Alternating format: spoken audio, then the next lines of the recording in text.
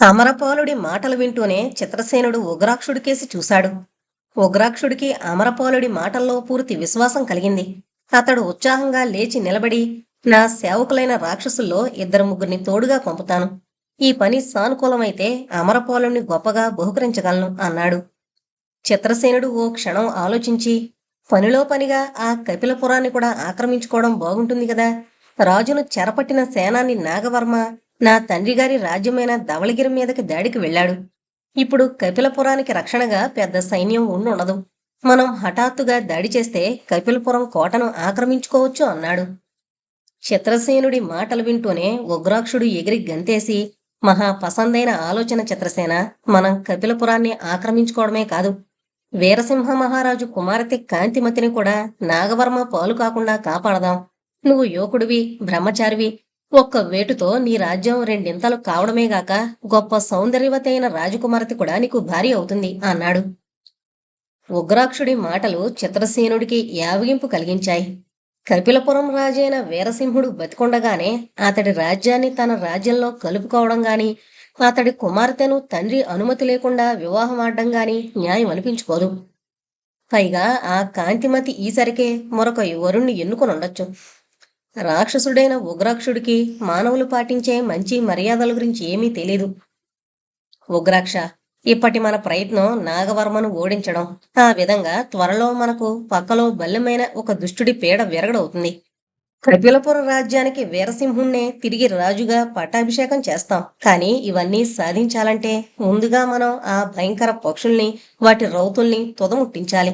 వాళ్ళు ఆ రాజ్యం పొలిమేరల్లో ఉండగా మనం ఎంత పెద్ద సైన్యంతో వెళ్ళినా కపిలపురాన్ని ఆక్రమించుకోలేం సరికదా. మనమే వాళ్ళ చేతుల్లో తప్పక సర్వనాశం అవుతాం అన్నాడు చిత్రసేనుడు. ఆ బాధ్యత నా మీద పెట్టండి.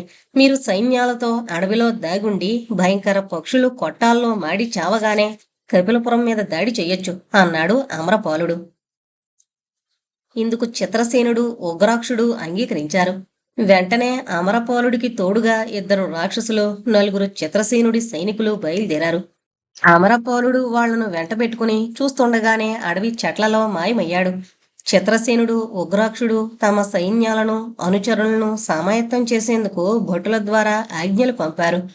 ఈ లోపల అమరపాలుడు సైనికుల్ని వెంటబెట్టుకుని అడవిదారుల వెంట ప్రయాణిస్తూ మిట్ట మధ్యాహ్నం వేళకు కపిలపురం సమీపాన గల అడవిని చేరాడు. ఆ అడవిలోనే దాదాపు 100 భయంకర పక్షులు పెద్ద పెద్ద కొట్టాలలో కట్టివేయబడున్నాయి. వాటిని కాపలా కాసేవాళ్లు ఆ సమీపంలోనే చిన్న చిన్న గృహాల్లో ఉంటున్నారు. అమరపాలుడు తన అనుచరులందర్నీ ఒకచోట చేర్చి వారికి కాపలా వాళ్ళుండే గృహాలు చూపుతూ, నేను ఈ ప్రాంతమంతా బాగా ఎరిగిన వాణ్ణి. ఆ కాపలా వాళ్లలో కూడా ప్రతి ఒక్కడూ నాకు తెలుసు. నేను ముందుగా వాళ్ళ దగ్గరకు వెళ్లి అందర్నీ ఒక చోట చేర్చుతాను. ఆ సమయంలో మీరు హఠాత్తుగా మీదపడి నిర్దాక్షిణ్యంగా చంపేయండి. ఆ తర్వాత భయంకర పక్షులున్న కొట్టాలకు నిప్పు పెడదాం అన్నాడు. ఇందుకు అందరూ సరేనన్నారు. తర్వాత అమరపాలుడు కాపలా వాళ్ల గృహాలకేసి పరిగెత్తుతూ కేకలు పెట్టాడు. ఆ కేకలు వింటూనే కాపలా వాళ్ళు ఇళ్లలో నుంచి బయటకొచ్చి అమరపాలుడిని చుట్టుముట్టారు. వాళ్ళందరూ కలిసి దాదాపు 20 మంది కన్నా ఎక్కువ ఉండరు. అమరపాల, బతికి బయటపడ్డావా? నువ్వు ఆ రాక్షసుల చేతుల్లో చిక్కి చచ్చిపోయావని మేమంతా అనుకుంటున్నాం అన్నారు వాళ్ళు. చావవలసిన వాణ్ణే, కాని భూమి మీద ఇంకా నూకలుండి ప్రాణాలతో పారిపోయి ఇక్కడికి రాగలిగాను. ఎన్ని జిత్తులు ప్రయోగించి వాళ్ల వలలో పడకుండా బయటపడ్డానో ఆ పరమాత్ముడికే ఎరుక. పక్షుల్లో ఏ ఒకటి చావకుండా అన్నీ కొట్టాలకు చేరాయా అన్నాడు అమరపాలుడు. అన్నీ సురక్షితంగానే ఉన్నాయి. నాగవర్మ మహారాజు ధవళగిరి మీదకి దండు వెళ్ళాడు. ఇప్పుడు కపిలపురానికి రక్షకులం మనమే. కోటలో కొద్దిమంది భటులు మాత్రమే ఉన్నారు. వారైనా కోట రక్షణ కన్నా రాజకుమార్తె కాంతిమతి పారిపోకుండా చూసేందుకే ఉంచబడ్డారు. నాగవర్మరాజు సర్వ సైన్యాల్ని వెంటబెట్టుకుని ముందు ధవళగిరిని, ఆ తర్వాత అడవిలో ఉన్న చిత్రసేనుడి కోటను ఆక్రమించుకుని అంతా ఓ చుట్టి ఇక్కడికొస్తారు. ఆ తర్వాత మనలో ప్రతి ఒక్కడూ ఒక సామంత రాజు అవుతాడనుకో అన్నారు వాళ్ళు.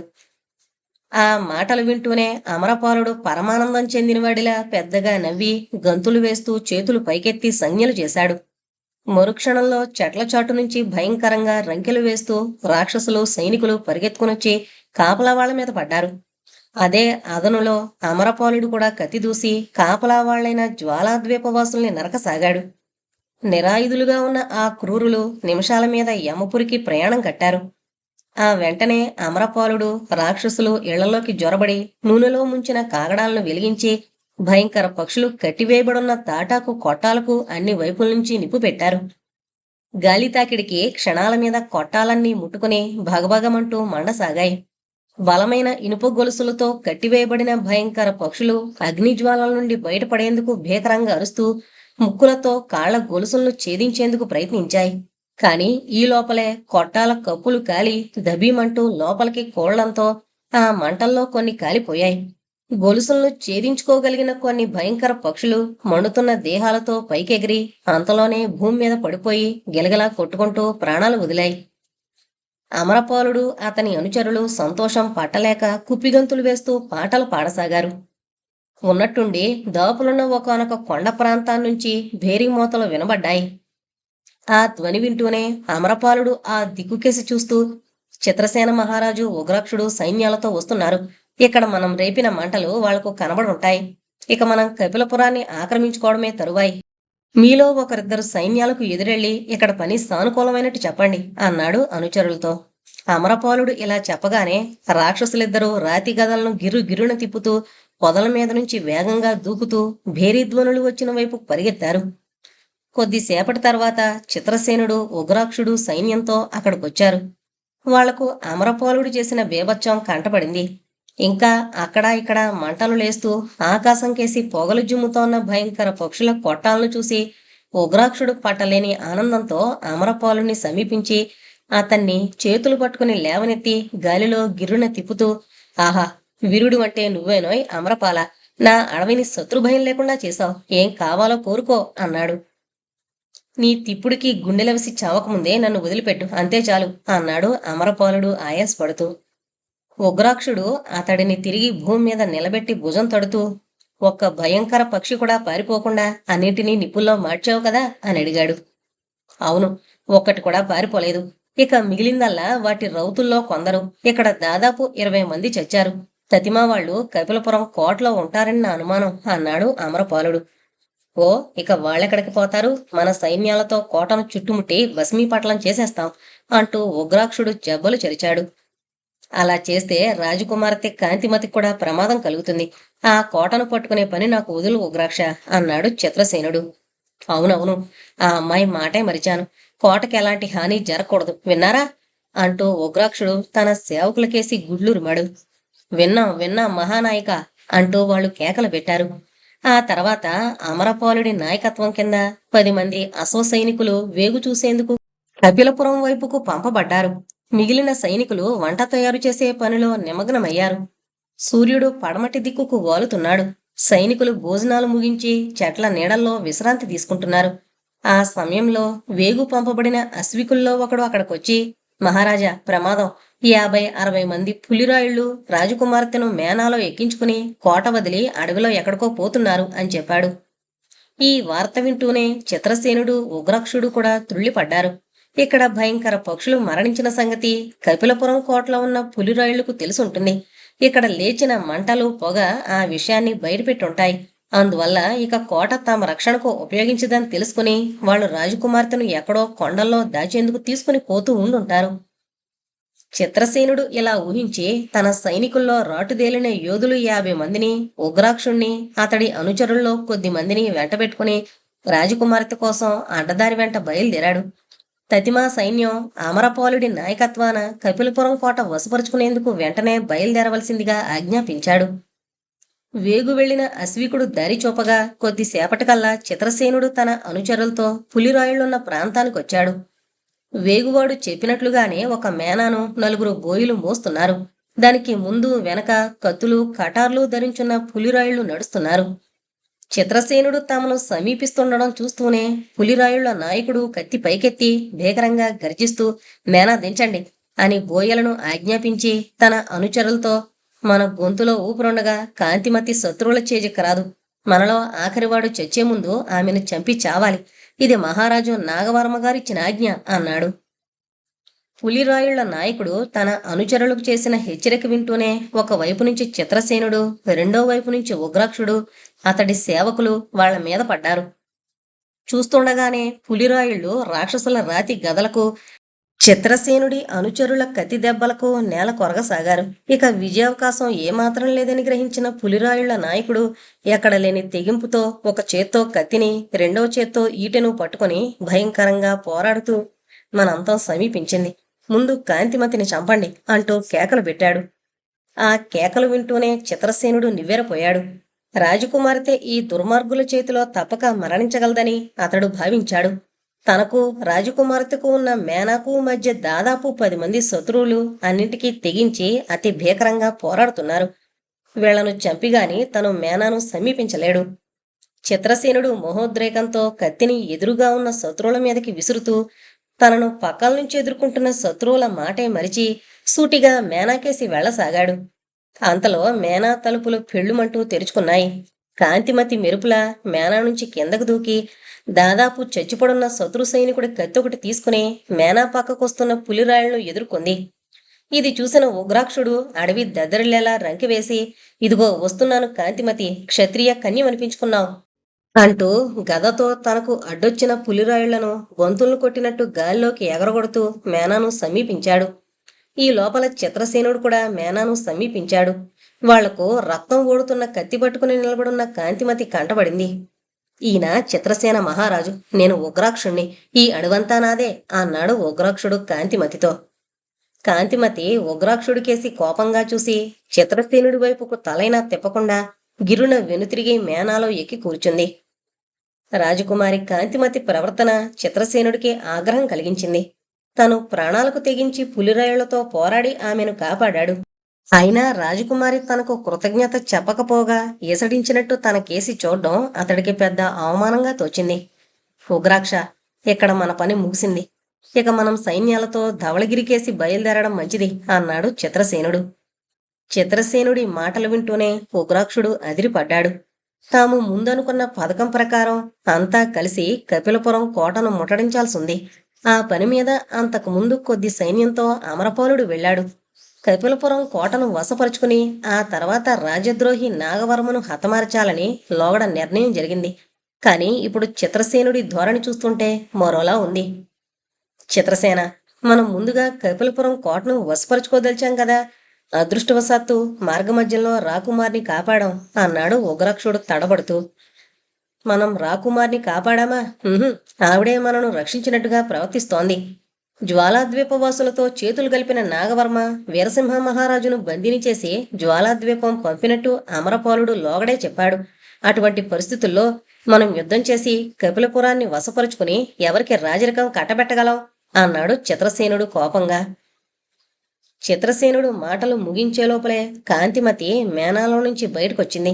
ఆమె చిత్రసేనుడికేసి అనుమానంగా చూస్తూ, నా తండ్రి గారిని ద్రోహి నాగవర్మ జ్వాలాద్వీపం పంపినట్టు మీతో చెప్పిన ఆ అమరపాలుడెవరు అని ప్రశ్నించింది. అతడు కపిలపురం వాడే.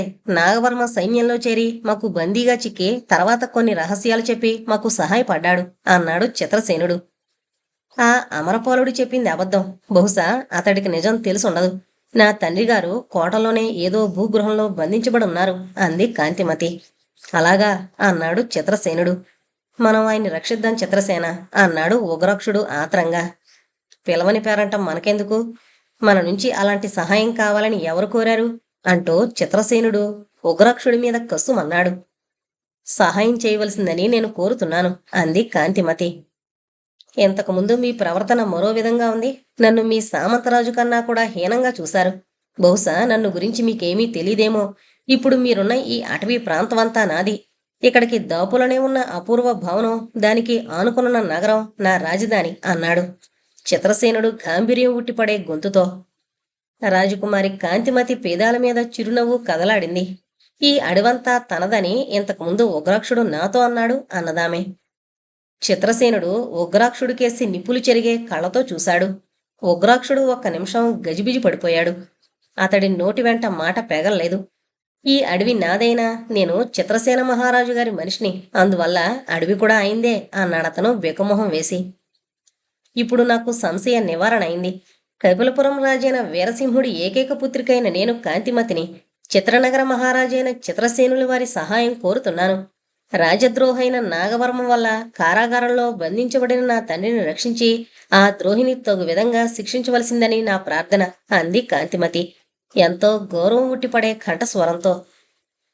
కాంతిమతి అలా అనేసరికి చిత్రసేనుడి హృదయం ఆనందంతో ఉప్పొంగిపోయింది. అతడు ఉగ్రాక్షుడికేసి తిరిగి, ఉగ్రాక్ష, నీ పొగరబోతు మాటలు ఎన్ని అపోహలకు కారణమవుతున్నాయో ఎప్పటికైనా గ్రహించావా? ఇకనైనా ఈ అడవి నాది అనే బొల్లి మాటలు కట్టిపెట్టు.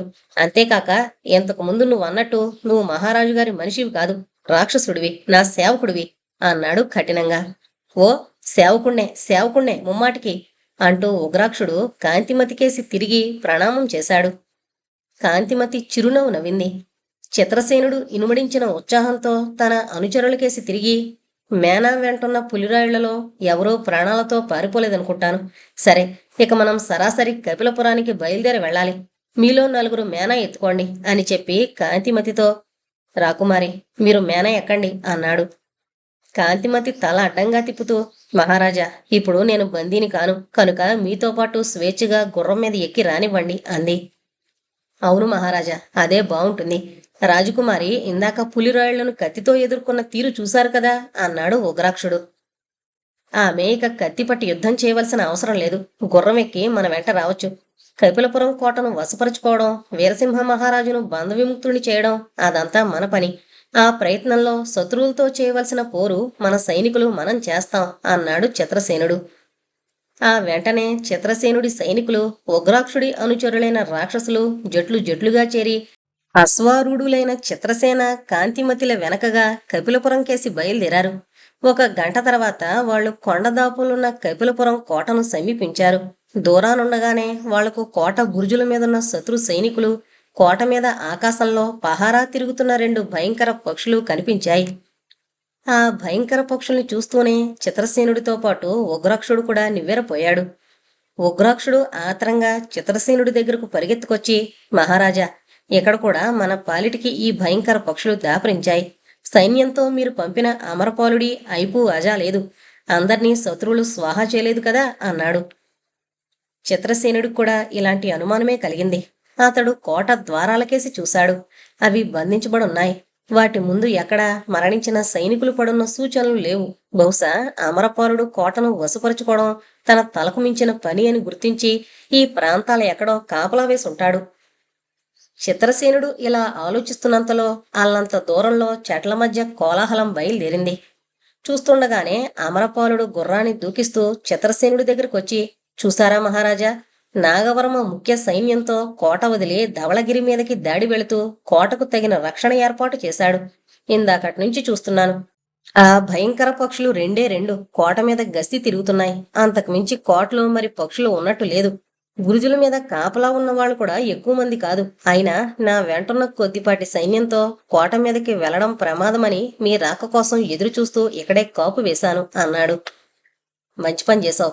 దుస్సాహసం చేసి ఉన్నట్టయితే స్వల్ప సంఖ్యలో ఉన్న మీరందరూ సర్వనాశనం అయిపోయేవాళ్ళు. వేచి ఉండడమే మంచిదైంది అంటూ చిత్రసేనుడు ఉగ్రాక్షుడికేసి తిరిగి, ఉగ్రాక్ష, మనం కోట ద్వారాలను బద్దలు కొట్టి లోపల జ్వరబడ్డం ఒకటే మార్గం. అందుకు తగిన వాళ్ళు నీ అనుచరులు అన్నాడు. ఉగ్రాక్షుడు ఓసారి చిత్రసేనుడికేసి, కోట మీద ఎగురుతున్న భయంకర పక్షులకేసి చూసి తలగోక్కుంటూ, నా అనుచరుల్లో కొందరిని కోట తలుపులు బద్దలుగొట్టేందుకు, మరికొందరిని కోట గోడల్ని పునాదులతో సహా తవ్వి పారేసేందుకు నియోగించగలను. కాని ఆ భయంకర పక్షులు అంటూ గుడ్లు తేలేశాడు. ఉగ్రాక్ష, నువ్వు భయపడకు. అవి మన మీద పడకుండా హడలగొట్టే పని నాది అన్నాడు అమరపాలుడు. అది ఎలా సాధ్యం అని అడిగాడు చిత్రసేనుడు ఆశ్చర్యంగా.